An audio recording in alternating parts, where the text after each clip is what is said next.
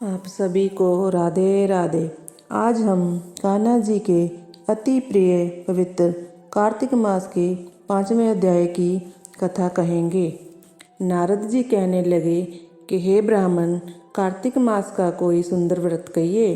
तब ब्रह्मा जी कहने लगे कि हे पुत्र, विधिवत जो परम पवित्र और पापनाशक व्रत है वह सौभाग्यवती स्त्रियों को अवश्य करना चाहिए।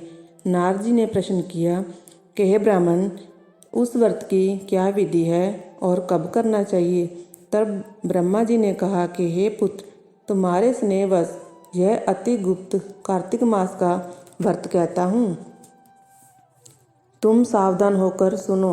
अश्विन शुक्ला पूर्णिमासी को प्रातः काल उठकर शौच आदि से निवृत्त होकर दंत मंजन आदि करके नदी, संगम नदी, सरोवर, दबे कुंड, कुएं या घर में स्नान करें। व्रत के एक दिन पहले से सिर ना धोएं तथा व्रत करने वाले दिन विधि पूर्वक स्नान करके पवित्र मन से विधाता का स्मरण करें तथा व्रत का संकल्प करें और यह कहें कि हे जगत के कर्ता, आप मेरे पति की रक्षा कीजिए, मेरी संतान की वृद्धि कीजिए। मंत्र पढ़कर सूर्य को प्रणाम करें और सुंदर वस्त्र तथा आभूषण आदि धारण करें। दिन के समय भोजन ना करें, ना ही जल पिएं, अर्थात भजन आदि में सारा दिन बिता दें। ब्रह्मा जी कहने लगे कि हे पुत्र, शाम को हमारा पूजन चांदी के पात्र में दूध डालकर करें। सोना, चांदी, तांबा या मिट्टी की हमारी मूर्ति बनाएं, उसको लाल वस्त्र पहनाकर और विधि पूर्वक हमारा पूजन करें और चांदी के पात्र में रखे हुए दूध को सोने की मथनी से मथें।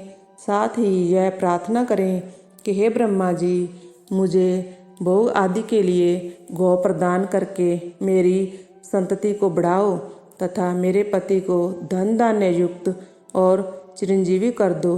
बहुत से दास तथा दासीगण प्रदान करो। इसके पश्चात ब्राह्मण को भोजन कराएं और कुल के वृद्धों तथा वृद्धाओं को स्वादिष्ट पकवान से तृप्त करें और स्वयं भी तारों को देखकर भोजन करें। यह अश्विन शुक्ला पूर्णमासी को ब्रह्मा जी का नक्त व्रत होता है।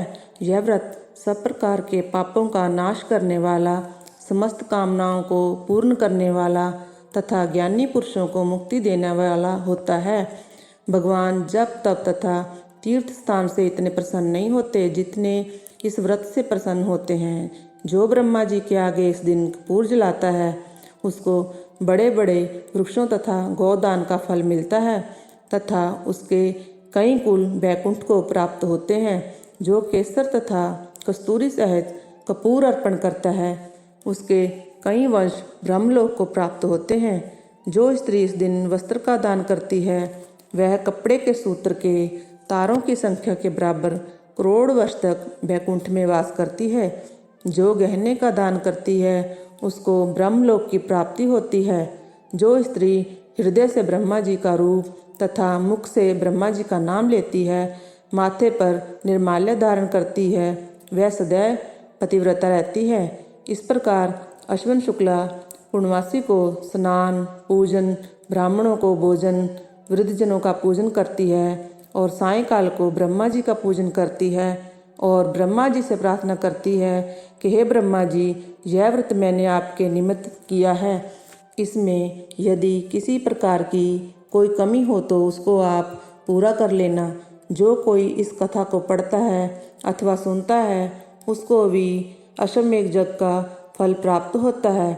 इस प्रकार कार्तिक महात्म्य का 5वां अध्याय समाप्त हुआ। बोलो जय श्री राधे श्याम।